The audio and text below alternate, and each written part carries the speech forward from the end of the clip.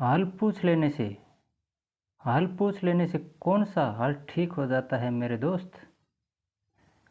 हाल पूछ लेने से कौन सा हाल ठीक हो जाता है मेरे दोस्त। बस तसल्ली हो जाती है कि इस भीड़ भरी दुनिया में बस तसल्ली हो जाती है कि इस भीड़ भरी दुनिया में कोई अपना भी है। और इसी तसल्ली के साथ पूरी कायनात पहले भी चलती थी, आज भी चल रही है और आगे भी चलती रहेगी। और इसी तसल्ली के साथ आपका अपना चैनल NL स्टडी भी आज भी चल रहा है और आगे भी चलता रहेगा दोस्तों। तो इन्हीं शब्दों के साथ संख्या पद्धति से संबंधित कुछ इम्पोर्टेंट क्वेश्चन आज हम हल करने जा रहे हैं। लीजिए पहला सवाल। 762 इंटू 544 इंटू 391 इंटू 742 का इकाई का अंक क्या होगा। ये चार संख्याएं दे रखी हैं। संख्या चाहे कोई भी हो, हमें सिर्फ इकाई का अंक देखना है। एक बार 2, 4, 1 और 2 इनका गुणा कर लीजिए, क्योंकि हमें सिर्फ इकाई का अंक पूछा है। तो 2 गुणा 4 गुणा 1 गुणा 2 है ना। 2, 4, 1, 2 गुणा करते हैं। 2 चौके 8, 8 एका 8, 8 2 16। 16 में इकाई का अंक क्या है 6। तो हमारा उत्तर भी क्या होगा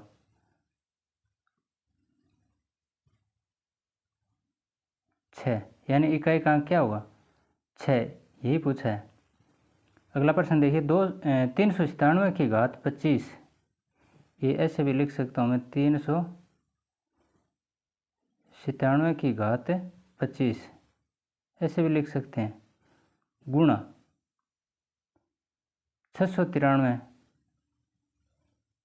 की घात 42 ये तो लिखा है। गुणा 495 और इसकी घात 77 का इकाई का अंक ज्ञात कीजिए। ये ज्ञात करना है हमें। पिछले वीडियो में हमने पढ़ा था, चार जोड़े बनाए थे 0, 1 और 5, 6। इनको अलग किया था ना 2, 3 और 7, 8 इनको अलग किया था।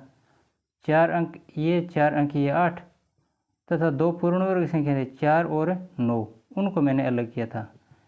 अब इनके आधार पर हमने नियम पढ़े थे।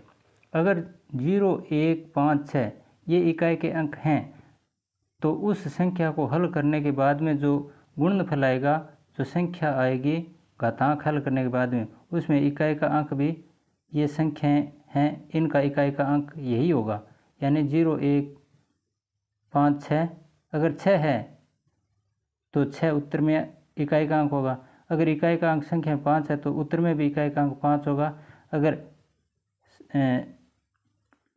संख्या में इकाई का अंक 1 है तो उत्तर में भी इकाई का अंक 1 होगा। और संख्या में अगर इकाई का अंक 0 है तो उत्तर में भी इकाई का अंक 0 ही होगा। ऐसा हमने पढ़ा था पिछले वीडियो में।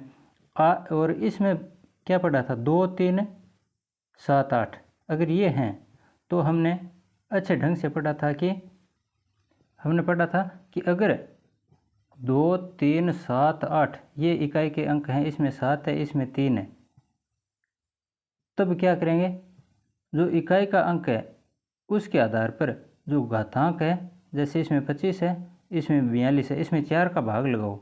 अगर 2, 3, 7, 8 इकाई के अंक हैं संख्या में, जिस प्रकार ये 7 है और ये 3 है, तो उसकी संख्या को छोड़ दीजिए, सिर्फ घात को देखिए। घात में 4 का भाग लगाओ। ये 25 है, 25 में 4 का भाग लगाया कितनी बार गया 4 6 24, एक शेष बच गया। बचा क्या है एक शेष। और इसमें 42 में 4 का भाग लगाओ 10 बार गया, शेष 2 बच गए। इसमें शेष 2 बचे हैं और इसमें 1 बचा है। तो जिसमें एक शेष बचता है उसमें तो इकाई का अंक वही संख्या है जो 397 है, इसमें इकाई का अंक है वही अंक आ जाएगा, यानी 7 का 7 आ जाएगा। अगर इकाई का अंक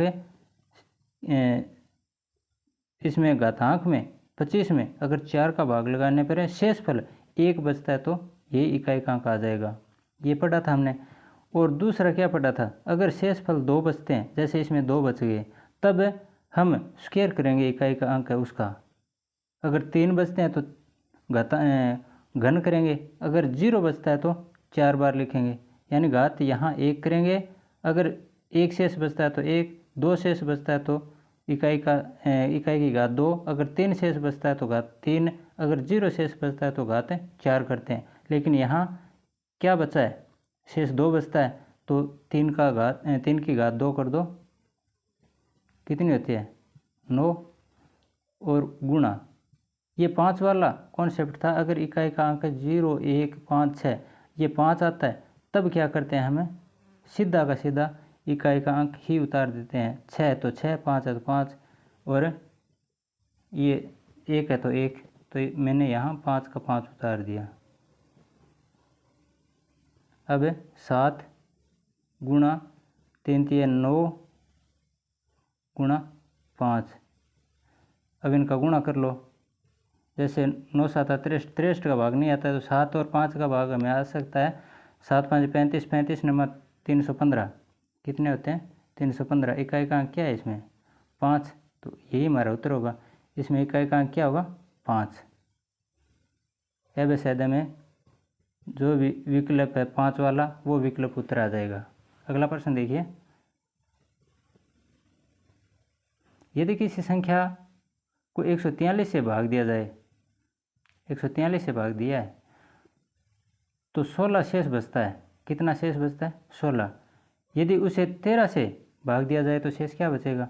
सीधा सा सवाल है। देखिए 143 से भाग दिया है, 143 से भाग दिया किसी भी संख्या में, तब शेष बचता है कितना, भाग देने के बाद में यहाँ शेष बचा है 16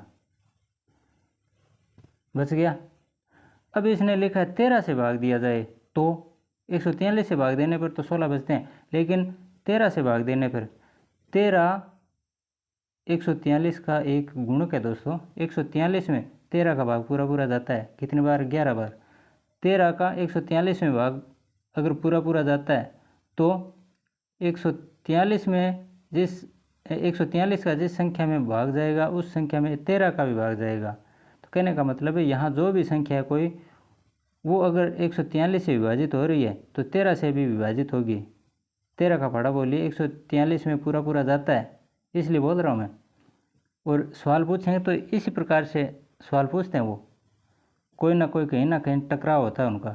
अब 13 का 143 में भाग जाता है, 13 का 13 बच गया, 1 13 का 13 11 बार भाग जाता है, तो 143 की जगह हम 13 मानकर भी सवाल हल कर सकते हैं। लेकिन 13 मानकर सवाल को हल करने पर ये 16 है जो कि 13 से बड़ी संख्या है, इसमें भी 13 का भाग जाएगा।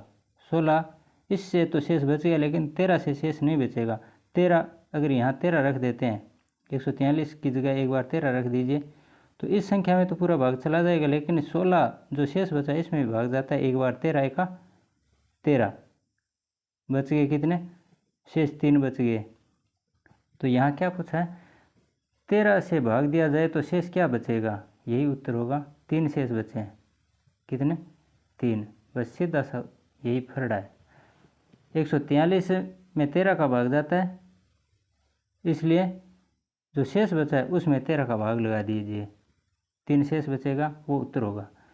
28 की अगला प्रश्न देखिए, 28 की घात 11, 28 की घात है 11 ऐसे गुणा 165 की घात, 165 की घात है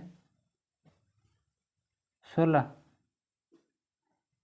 गुणा 6 की घात है 9 के कुल कितने अभाज्य गुणनखंड होते हैं। अब अभाज्य गुणनखंडों की बात आ गई दोस्तों।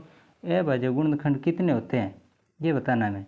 तो घातांक को छोड़ दीजिए, पहले इनके गुणनखंड कीजिए।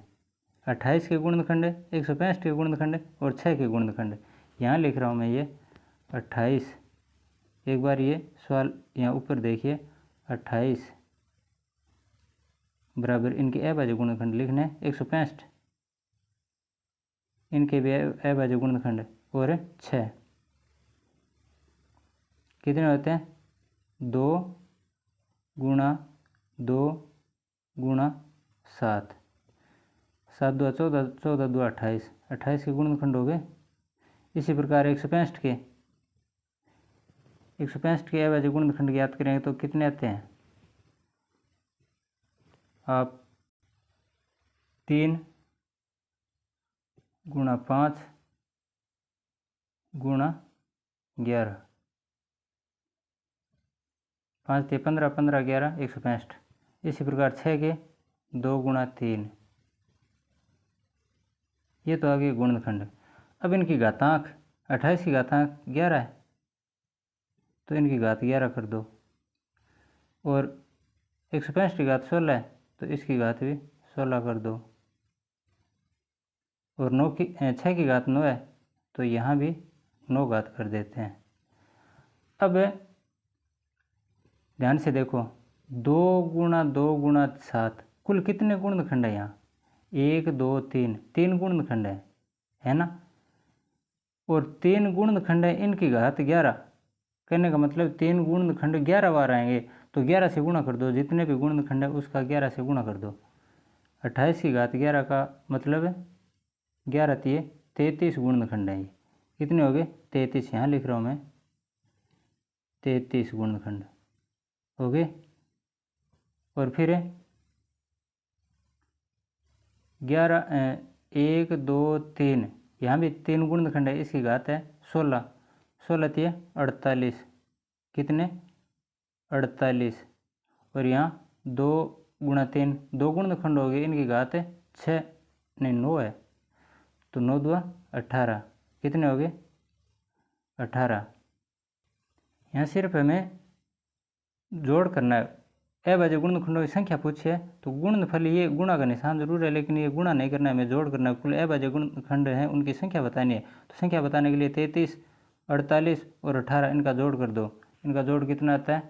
8 8 16 और 3 19, 1 1 2 4 6 3 9, 99 गुणनखंड आ गए।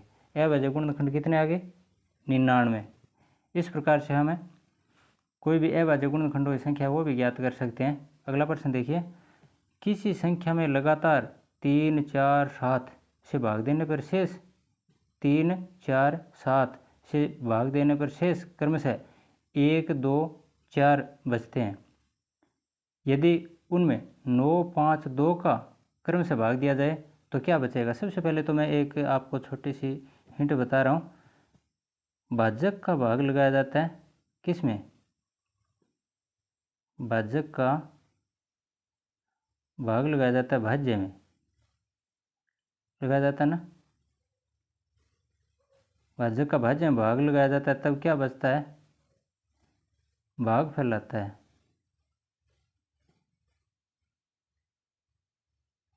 क्या आता है? भागफल। लेकिन शेषफल भी भाजक का भाज्य में भाग लगाने पर भागफल आता है, और शेषफल नीचे लिखा जाता है, लेकिन इस सवाल में शेषफल मैं यहाँ लिख रहा हूँ। आपको शेषफल इस साइड में लिखना है, शेषफल।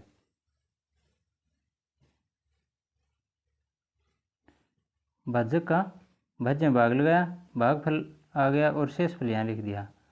अब शेषफल और भाजक भाज्य 3 से संबंधित ये सवाल हमें हल करना है, क्योंकि लगातार हमने 3 4 7 इनसे भाग दिया तो ये भाजक हो गए 3 4 7, और शेषफल ये शेषफल हो गया, क्योंकि इसमें लिखा है देने पर शेष बचता है, इसलिए मैंने यहाँ शेषफल लिया है। अगर यहाँ भागफल लिखा होता तो भागफल भी लिख सकते थे, लेकिन सवाल में शेषफल लिखा है तो शेषफल लिख दिया। और भाग लगाते किस में? भाज्य में, क्योंकि भाज्य की आवश्यकता पड़ सकती है। भागफल और शेषफल ज्ञात करने के लिए बीच में भाज्य एक कड़ी और आती है। तो यहाँ ये तो है भाजक और ये है शेषफल, है ना। भाजक क्या है? 3 4 7, शेषफल क्या है? 1 2 4, ऐसे तो लिखा है। ध्यान से देखिए, 3 का भाग लगाया तो शेषफल क्या बचा 1। 4 का भाग लगाया, 4 का लगाया, शेषफल बचा 2, ये 2 लिख दिया। इसी प्रकार 7 का भाग लगाया, ये 7 का भाग 4 बार गया, 4 शेषफल बचा, तो ये तीसरी कड़ी आ गई। समझ गए। अब इसके आधार पर मैं सवाल बताऊंगा। और इसमें देखिए 9, 5, 2 ये भी भाजक बनाएंगे। यदि इसमें 9, 5, 2 का भाग लगाएंगे तो शेषफल क्या बचेगा। यहाँ भाग दें तो क्या बचेगा शेषफल, शेष क्या बचेगा वो बताना पड़ेगा। 3 की जगह यहाँ 5 है, 9 है, 3 की जगह 9 का भाग लगाएंगे और 5 का भाग लगाएंगे 4 की जगह, और ये फिर 2, यहाँ 2 का भाग लगाएंगे, तब शेषफल क्या बचेगा। यहाँ जो भी आएगा वो बताना है। इस प्रकार से इस सवाल को समझने की कोशिश करेंगे। चलिए मैं दोबारा से इसे साफ करके बता रहा हूँ। सबसे पहले तो इसमें भाज्य क्या है वो देख लेते हैं। हमें इसके लिए जिसका भाग लगाना है वो संख्या लिख रहे हैं 3, 4, 7। इसको मैं ऐसे लिखता हूँ 7, 4 और 3 लिख दिया। इनके गुणा करना है, गुणा ये कर दिया और यहाँ प्लस कर दीजिए, प्लस प्लस प्लस। शेषफल जोड़ रहे थे तो सबसे पहले तो भाज्य में भाग लगाने के लिए भाजक का और भागफल का गुणा किया जाता है और शेषफल बचता है तो उसको जोड़ दिया जाता है। बस वही प्रक्रिया मैं बता रहा हूँ। भाज्य बराबर क्या होता है, भाज्य बराबर भाजक गुणा भागफल प्लस शेषफल, ये सूत्र होता है। भाज्य बराबर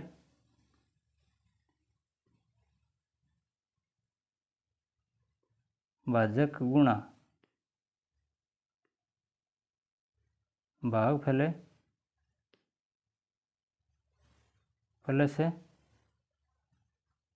शेषफल। ये छोटी कक्षा में हम खूब पढ़ के आए हैं इस सूत्र के बारे में। भाजक गुणा भाज्य बराबर भाजक गुणा भागफल प्लस शेषफल, या भाजक गुणा भागफल प्लस शेषफल बराबर भाज्य। तो ये 7 भाज्य, 4 भाज्य, भाजक 7 भाजक, 4 भाजक और 3 भाजक। शेषफल क्या है 1, 2, 4, या हमने पहले 7 लिखा तो यहाँ पहले क्या है 4, 7 की सीध में 4, 7 का भाग लगाया तो शेषफल 4 है। अगर 4 का भाग लगाया, इस 4 का भाग लगाया तो शेषफल क्या है 2, ये जोड़ना है। और 3 का भाग लगाया तो शेषफल क्या है 1। इनके बराबर आएगा मान, क्या आएगा उसके आधार पर हम ये हल करेंगे। तो सबसे पहले तो यहाँ इनमें क्या लिखें, यहाँ तो आ जाएगा, यहाँ आ जाएगा 7 है, इस 7 का ठीक तिरछा ये 7 है, इसको इस 1 से गुणा कीजिए। 7 को इस 1 से गुणा करो, सबसे पहले 1 से गुणा कर दिया, 7 1 का 7 और उसमें 4 जोड़ दिए 11। अब की बार ये 11 है, इसका गुणा करो, 11 चौके 44 और 2 46।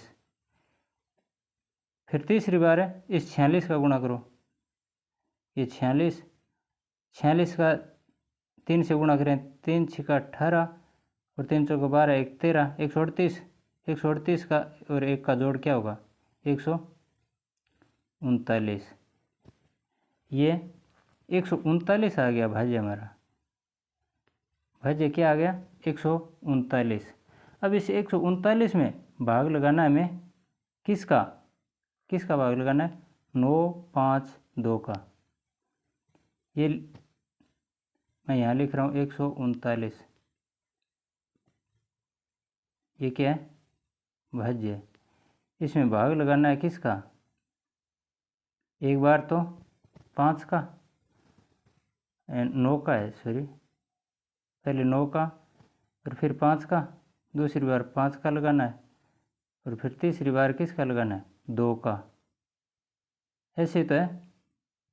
अब देखिए पहले 9 का 139 में भाग लगाते हैं, कितनी बार जाता है, जो भी भागफल आएगा वो यहाँ लिखेंगे और शेषफल यहाँ लिखेंगे।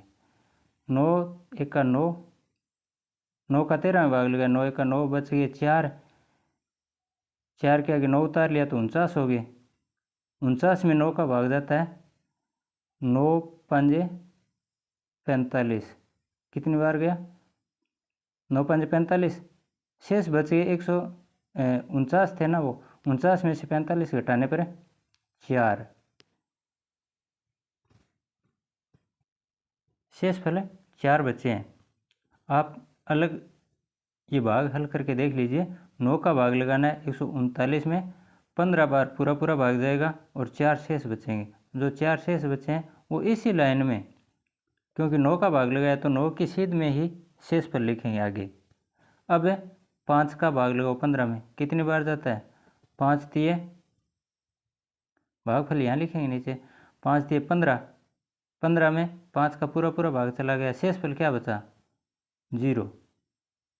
अब 2 का भाग 3 में लगाओ, 2 का भाग 3 में कितनी बार जाता है, 1 बार, 2 का 2, शेषफल क्या बचा, 1, शेषफल क्या बचा, 1। बस यही हमें उत्तर बताना है। भाग दें तो क्या बचेगा, शेषफल क्या बचेगा, ये संख्या बच गई दोस्तों शेषफल वाली, 4, 0, 1, ये हमारा उत्तर होगा। चलिए अगला सवाल देखते हैं। आगे देखिए सवाल से संबंधित है पैलिंड्रोम संख्या। ये वैसे पूछते नहीं है लेकिन क्या पता कभी पूछ लें। एक बार आया था इस प्रकार का सवाल, पैलिंड्रोम संख्या क्या होती है, ऐसी संख्या जो बाईं ओर, ऐसी संख्या जो बाईं ओर से तथा दाईं ओर से दोनों तरफ से आ रही है, समान पढ़ी जा सकें, उनको पैलिंड्रोम संख्या कहते हैं। जैसे ये संख्या देखिए, इसमें 2 3 4 9 4 3 2, 2 3 4 9 ऐसे है ना, 2 3 4 9 4 3 2। अब दाएं तरफ से पढ़िए, 2 3 4 9 4 3 2, 2 3 4 9 4 3 2। कहने का मतलब है चाहे दाएं तरफ से पढ़ो और चाहे बाएं तरफ से पढ़ो, दाएं तरफ है और बाएं तरफ किसी भी तरीके से पढ़ लो,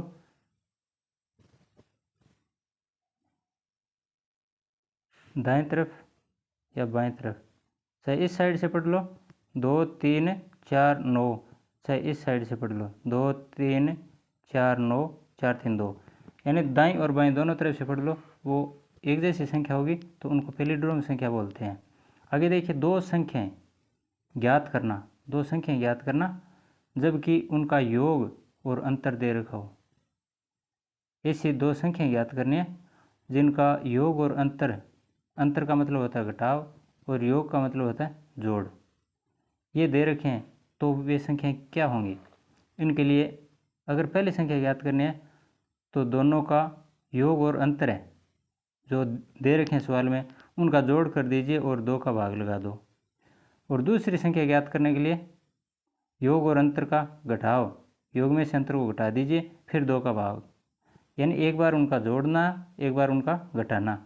जैसे ये प्रश्न है, दो संख्याओं का योग 43 और 11 है, तो पहली संख्या ज्ञात करो। पहले तो हमें पहली संख्या ज्ञात करने के लिए दोनों का जोड़ करो, 43 प्लस 11, 43 प्लस 11, दोनों का जोड़ करके बट्टा 2, यानी 2 का भाग लगाओ, कितना आता है, 43 और 11 कितने होते हैं, 54, 54 में 2 का भाग लगाओ, कितनी बार जाता है, 27। तो पहली संख्या तो क्या होगी, 27। इसी प्रकार से दूसरी संख्या ज्ञात करो। दूसरी संख्या ज्ञात करने के लिए योग में से अंतर को घटाओ, योग है 43, अंतर क्या है 11, और फिर इसमें से घटाकर 2 का भाग लगाओ, 2 बराबर 43 में से 11 घटाएंगे तो कितने बचते हैं, 43 में से 11 घटाने पर 32 बटे 2, 2 का 32 में भाग लगाओ 16, कितनी बार? 16 बार। तो संख्या दो संख्याएं ज्ञात करनी है, कौन कौन सी आ गई? एक तो 27 और एक 16। अब इनका दोनों का जोड़ करके देख लीजिए सवाल को जांच करने के लिए। सवाल जो भी हमने हल किया है उसकी जांच करने के लिए जोड़ भी कर सकते हैं। 27 और 16 कितने होते हैं? 43। तो ये लिखा है इसमें 43। और अंतर 11 आना चाहिए। 27 में से 16 घटाकर देख लीजिए कितना आता है? 11। इस प्रकार हम जांच भी कर सकते हैं। अगला प्रश्न देखिए। जब किसी संख्या को गलत संख्या से गुणा किया जाए। संख्या पद्धति में संख्याओं से संबंधित इस प्रकार के सवाल आते हैं दोस्तों। किसी संख्या को गलत संख्या से गुणा किया जाए तो संख्या ज्ञात करना। किस प्रकार से? अगर संख्या ज्ञात करनी है तो उत्तर में त्रुटि हुई है उस अंतर, एक तो जो भी त्रुटि हुई है उसके बारे में, और एक संख्या में त्रुटि है उसके बारे में। यानी जो उत्तर में त्रुटि हुई है उसके बट्टा जो संख्या में त्रुटि हुई है उसका मान लिखेंगे। अब देखिए, यदि किसी संख्या को 24 से गुणा करने के बजाय गुणा करना था किससे? 24 से, और उसकी जगह 42 से गुणा कर दिया। 24 से गुणा करने के बजाय 42 से गुणा कर दिया, जिससे उत्तर में 108 ज़्यादा आया। जिससे उत्तर क्या आया? 108 ज़्यादा आया। तो संख्या ज्ञात करो। समझ गए? देखिए, उत्तर में त्रुटि सूत्र में ऊपर लिखा है उसके आधार पर हम लिख रहे हैं। उत्तर में त्रुटि यानी अंतर कितना है? 108 ज़्यादा है ना। उत्तर 108 ज़्यादा आया, इसका मतलब उत्तर में त्रुटि 108 की है। उत्तर में अंतर 108 का बटे संख्याओं में त्रुटि, ये बटे का निशान है, ये निशान बटे का। संख्याओं में त्रुटि, संख्या 24 और 42 ये गलती से लिखी गई, तो बड़ी संख्या में से छोटी संख्या घटा दो। 42 माइनस 24 कितने बचते हैं? 108 बटे 42 में से 24 घटाएँ तो 18 ही तो बचते हैं। और 18 5 जैसे 18 छिकी 18 का 108 में भाग लगाते हैं, 6 बार जाता है, तो वह संख्या क्या होगी? 6। यही हमारा उत्तर होगा। अगला प्रश्न देखिए। गुणक, गुणक, गुणज, जिस प्रकार भाज्य भाग फल भाजक हमने पढ़ा था, उसी प्रकार से गुणक, गुण्य और गुणनफल ये भी संख्याएं होती है दोस्तों। गुण्य या गुणज अलग होता है, गुणक अलग होता है और गुणनफल अलग होता है। गुणनफल तो जो गुणा करने के बाद में संख्या आती है वो गुणनफल होता है। मैं एक यहाँ बता देना चाहता हूँ। 3 गुणा 5 बराबर 15, ऐसे आ गया। ये 15 है बराबर 15, आगे लिखा नहीं जा रहा है। तो 3 गुणा 5 बराबर 15 इस प्रकार से आ गया। इसमें गुणक और गुण, ये 3 का गुणा किया 5 से तब 15 है, तो 15 क्या हो गया? गुणनफल। 3 का गुणा किया तो गुणक क्या हो गया? 3। और कितनी बार गुणा किया? 5 बार। तो ये 3 का पहाड़ा 5 बार बोलने पर ये 5, 3 का गुणनखंड गुणा किया है 5 बार, 3 का 5 से गुणा किया तो गुणनफल कितना आ गया? 15। ये 15 तो गुणनफल है जिसे गुण्य भी बोलते हैं और गुणज भी बोलते हैं। ये 15 तो आ गया गुणज और 3 आ गया गुणक। गुणक 3 है, 3 का पहाड़ा बोला हमने, 3 गुणक है और गुणज क्या है? 15। अब देखिए, इसमें किसी भी संख्या के गुणक में, गुणक वे संख्याएं होती हैं जिसका उस संख्या में पूरा पूरा भाग चला जाता है। यानी 15 में 3 का भाग पूरा पूरा चला जाता है, अर्थात उस संख्या के पहाड़े में आने वाली संख्याएं गुणक कहलाती हैं। अब 5 का गुणक, ये गुणज है 5, ये थोड़ा मिसप्रिंट हो गया शायद। 5, 10, 15, 20, 25, 30 ये क्या है? सारे के सारे गुणज है, जबकि 5 एक गुणक है। 5 गुणक है, यानी 5 का भाग लगाया, 5 का गुणा किया है तो 5 जिस संख्या से गुणा किया जाता है वो गुणक होता है। 5 का गुणा किया तो 5 गुणक हो गया और ये गुणज हो गए। 5, 10, 15, 20, 505 जो भी हैं वे गुणक हो गए, गुणज हो गए। गुणक गुणज दो बताया मैंने। अब इससे संबंधित अन्य जानकारी लेते हैं। जैसे यदि किसी संख्या में अंकों की पुनरावृत्ति हो रही हो तो उसके गुणक में एक कम शून्य लगा देते हैं। ये सवाल आते हैं इस प्रकार से। तब बताया कि अगर कोई संख्या है उसमें अंकों की पुनरावृत्ति हो रही है। ध्यान से देखिए यहाँ पुनरावृत्ति हो रही है क्या, 2 3 2 3 2 3, 23 की पुनरावृत्ति हो रही है ना। ये संख्या तो कितनी बड़ी है हमें बोलना नहीं है, सिर्फ इतना देख लो कि जो अंक बार बार आ रहे हैं, जो संख्या बार बार आ रही है उसको देखिए ध्यान से। यहाँ 23 है, ये बार बार आ रही है, तो इसका गुणक क्या होगा, इसका गुणक ज्ञात करना है हमें। गुणज तो हो गया 23 23 23, ये एक गुणज हो गया या गुणनफल कह सकते हैं, ये हो गया। इसका गुणक ज्ञात करना है। गुणक ज्ञात करने के लिए क्या करेंगे, इसमें ऊपर लिखा है ना पुनरावृत्ति हो रही हो तो उसके गुणक में, गुणक ज्ञात करने के लिए एक कम शून्य लगा देते हैं।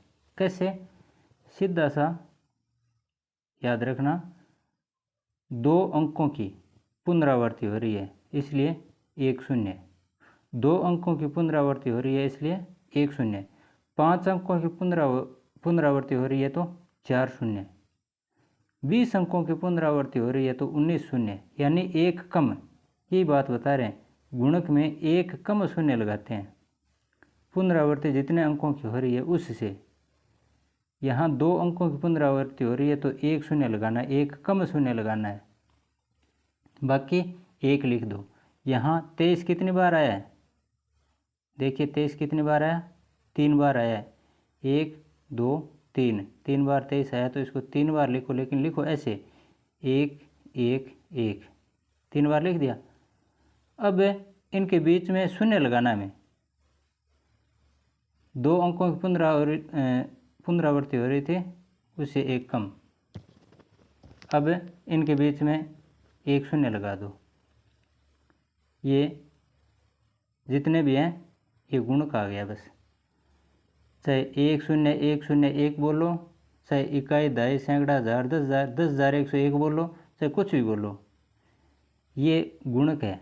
इसी प्रकार से अगला प्रश्न देखिए, इसमें संख्या क्या है हमें कुछ भी लेना देना नहीं है। पुनरावृत्ति किन अंकों की हो रही है, 1 2 3 4, 1 2 3 4, 1 2 3 4, 1234 की पुनरावृत्ति हो रही है ना, तो 1234 1234 1234 कितनी बार आ गए, 3 बार आ गए, 1 2 3, 3 बार लिख दिए।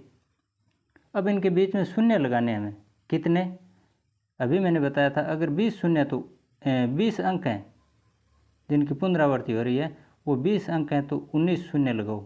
अगर 10 अंक हैं तो 9 शून्य लगाओ। यहाँ 4 अंक हैं तो कितने शून्य लगाएंगे, 3, 1 2 3, यहाँ भी 1 2 3 शून्य लगा दिए। ये इसका एक गुणक हो गया।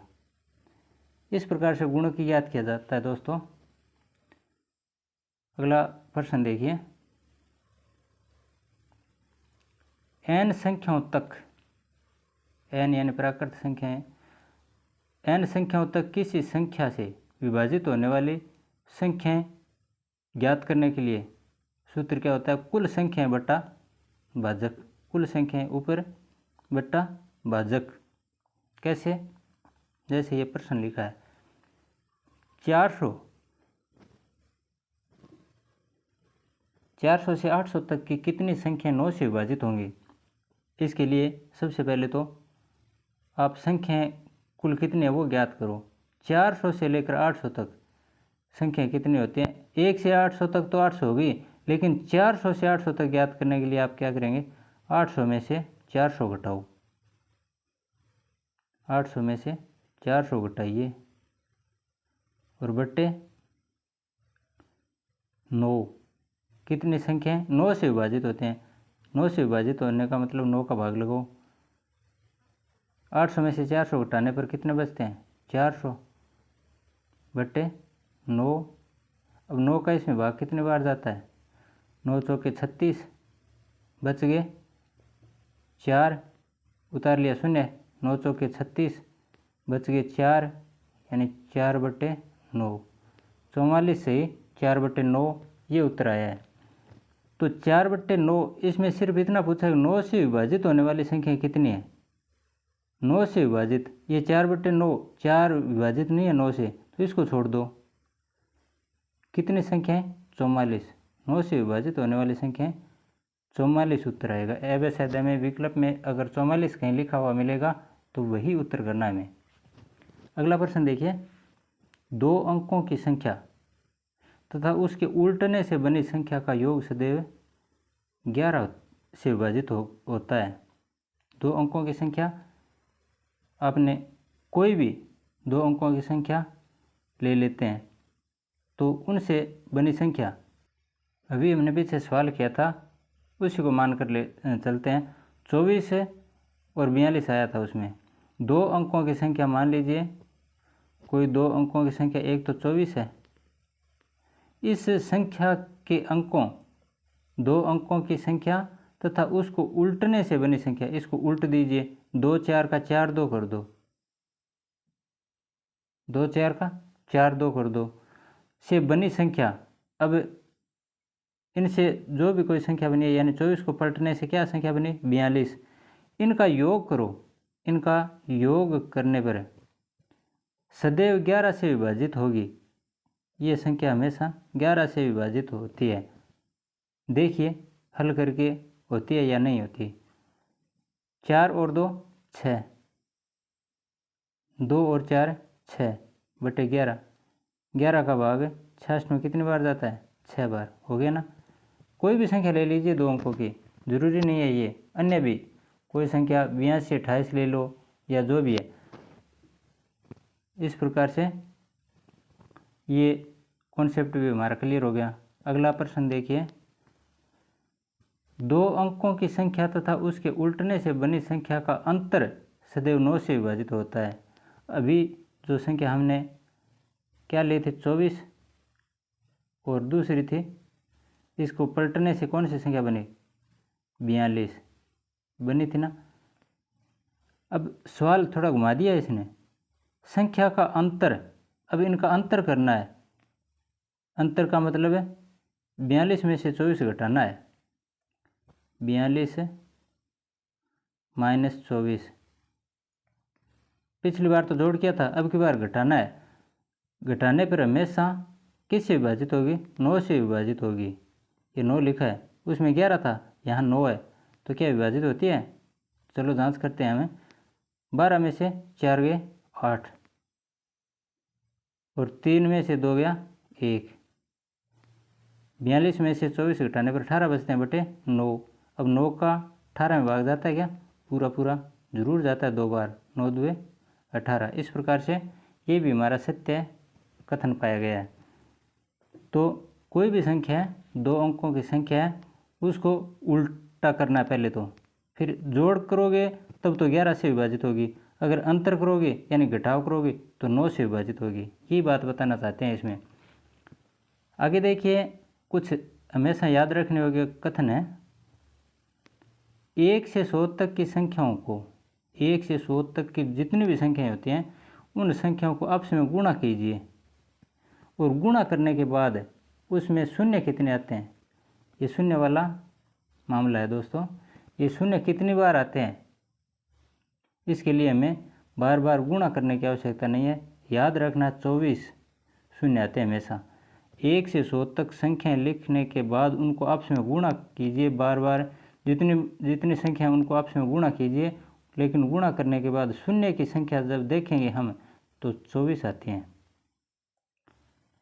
इसी प्रकार 1 से 100 तक की विषम संख्याएं, ये तो सीधी संख्याएं थी। अगर विषम संख्याएं होती हैं, विषम संख्याएं यानी 1 3 5 7 9 वाली विषम संख्याएं होती हैं, उनको आपस में गुणा करते हैं तो एक भी शून्य नहीं आता, कोई शून्य नहीं आता है, यानी शून्य नहीं आएगा, जीरो नहीं आएगा विषम संख्याओं का गुणा करने पर। 1 से 100 तक विषम संख्याएं होती हैं, उनका गुणा करने पर कोई भी शून्य नहीं आता है, यानी एक भी शून्य नहीं आएगा दोस्तों।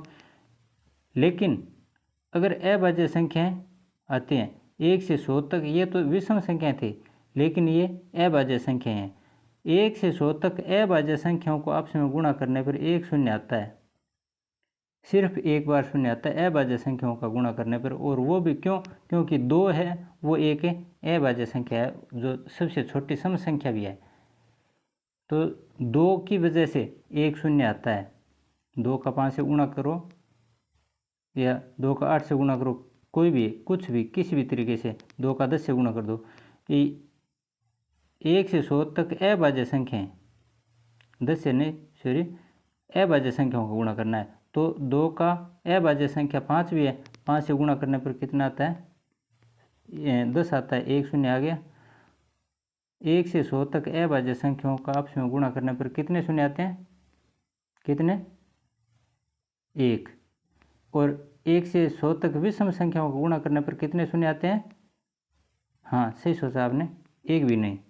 1 से 100 तक संख्याओं को आपस में गुणा करने पर 1 से 100 तक सारी संख्याएं आ गई हैं, सम विषम नहीं सभी। कितने शून्य आते हैं? 24। इस प्रकार दोस्तों हमने ये संख्या पद्धति से संबंधित जितने भी कॉन्सेप्ट थे वो लगभग हमने सारे क्लियर कर दिए हैं। आगे इनसे संबंधित कुछ PYQ लेके आऊँगा, लेकिन उनसे पहले मैं सोचता हूँ कि जोड़ घटाव गुणा भाग वाला जो सामान्य संक्रियाएं होती हैं वो आपको बता देना चाहता हूँ। फिर हम सारे के सारे एक साथ प्रश्न हल करेंगे। वैसे तो बीच बीच में प्रश्न बता भी रहा हूँ, कोई दिक्कत ही नहीं है, लेकिन अभ्यास करने से कुछ अलग ही हमें महसूस होता है। आज के लिए बस इतना ही। हाँ, वीडियो आपको कैसा लगता है कमेंट में ज़रूर लिखा करो।